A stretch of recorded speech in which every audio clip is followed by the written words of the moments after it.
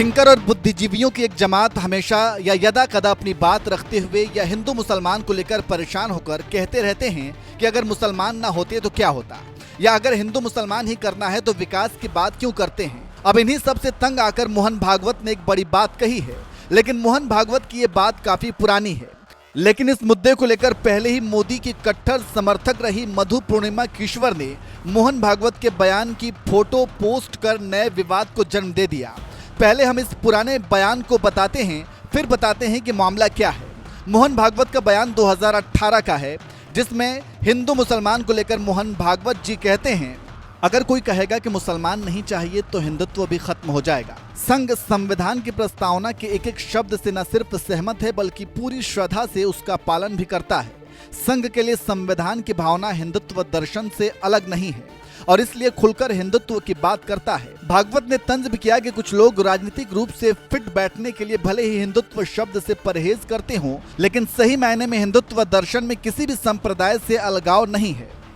तो आप समझ सकते हैं कि 2018 में आरएसएस प्रमुख मोहन भागवत ने क्या कहा था। अब इसी को लेकर मधु पूर्णिमा किश्वर ने तंज कसते हुए पीएम मोदी पर निशाना साधा है। मधु पूर्णिमा किश्वर ने ट्वीट पर पोस्ट करते हुए लिखा, अच्छा है भागवत जी ने अपना डीएनए और अपनी मजहबी सोच स्वयं स्पष्ट कर दी। मुसलमानों से तो बाद में निपट लेंगे, अब हिंदू साफ ऐलान कर रहे हैं हमें संघ परिवार मुक्त भारत चाहिए। तो आप समझ सकते हैं कि कैसे एक बार फिर मधु ने मोदी भागवत पर तंज कसा है और क्यों। जब से मोदी सरकार आई है तभी से हिंदू मुसलमान हो रहा है और एक तरह से भारत के विकास की बात छोड़ो, बीजेपी के सभी नेता हिंदू मुसलमान कर रहे हैं। बेरोजगारी, महंगाई, सड़क सुरक्षा, जीडीपी की कोई बात नहीं करता, लेकिन जो भी नेता है बीजेपी वो हिंदू मुसलमान करने में जुटा है। उसी कड़ी में 2 दिन पहले पीएम मोदी हरियाणा के हिसार में थे, जहां पर उन्होंने मुसलमानों को लेकर कांग्रेस पर तंज कसा। इसी को लेकर मधु पूर्णिमा किश्वर ने मोदी पर हमला बोला और तंज कसा। जिस बात के लिए किश्वर ने तंज कसा उस बात को आप सुनिए क्या कहा है हिसार में पीएम ने और क्यों मधु पूर्णिमा किश्वर गुस्से में है। कांग्रेस की तुष्टीकरण की इस नीति का बहुत बड़ा नुकसान मुस्लिम समाज को भी हुआ है।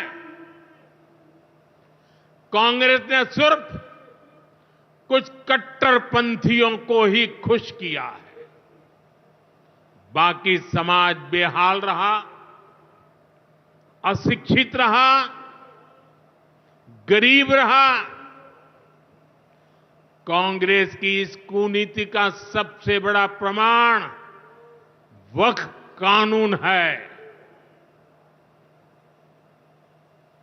देश आजाद होने के बाद 2013 तक वक्फ का कानून चलता था, लेकिन चुनाव जीतने के लिए, तुष्टीकरण की राजनीति के लिए, वोट बैंक की राजनीति के लिए 2013 के आखिर में, आखिरी सत्र में कांग्रेस ने इतने सालों तक चल रहे वक्फ के कानून में आनन फानन संशोधन कर दिया ताकि चुनाव में वोट पा सके। वोट बैंक को खुश करने के लिए इस कानून को ऐसा बना दिया कि बाबा साहब आंबेडकर के संविधान की ऐसी की तैसी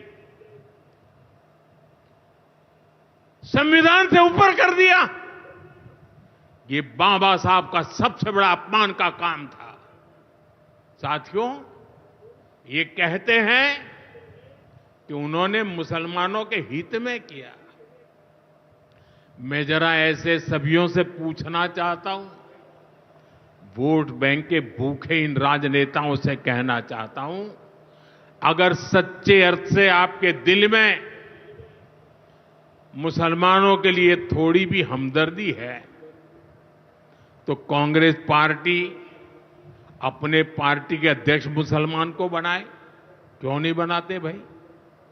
संसद में टिकट देते हैं, 50% मुसलमानों को दो, जीत करके आएंगे तो अपनी बात बताएंगे।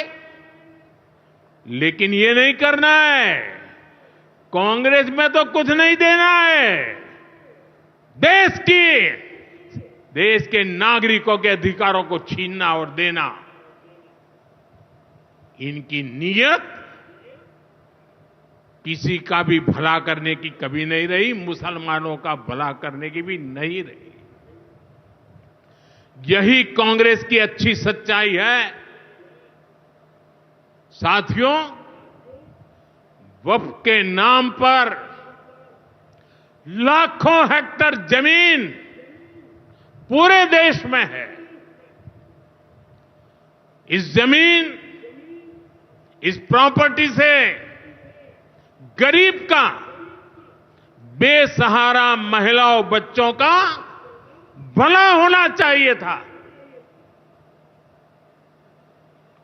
और आज ईमानदारी से उसका उपयोग हुआ होता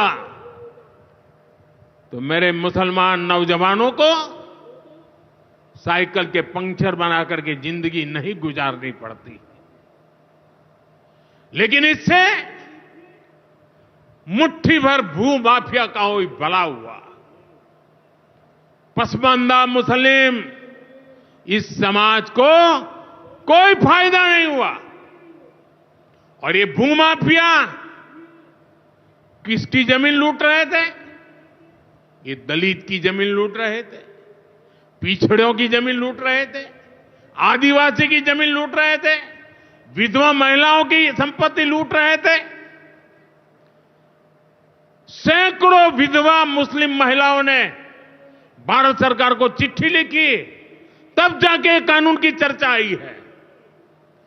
वक्फ कानून में बदलाव के बाद अब ये गरीबों से जो लूटा जा रहा है वो बंद होने वाला है।